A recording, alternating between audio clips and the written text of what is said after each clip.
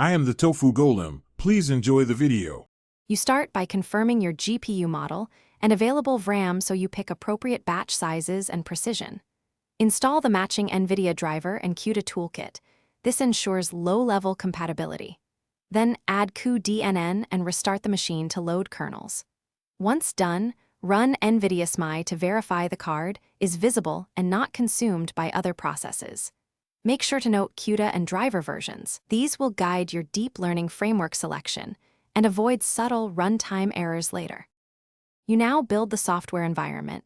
Create an isolated conda or venv to avoid dependency conflicts. Install the GPU-enabled build of PyTorch or TensorFlow that matches your CUDA/cuDNN versions. This prevents ABI mismatches.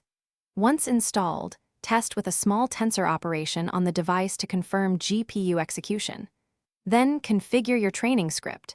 Set the device ID, adjust batch size to VRAM, and enable mixed precision if available to boost throughput and reduce memory use while keeping numeric stability. You launch training while monitoring utilization and memory with tools like NVIDIA SMI and the Framework Profiler. This reveals bottlenecks. If you hit out of memory, immediately lower batch size, enable gradient accumulation, or switch to FP16/mixed precision to reduce memory footprint.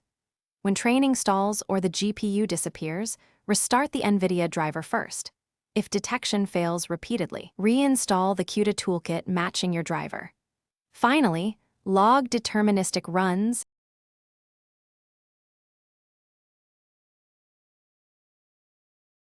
Thanks for watching. Consider subscribing if we helped you today.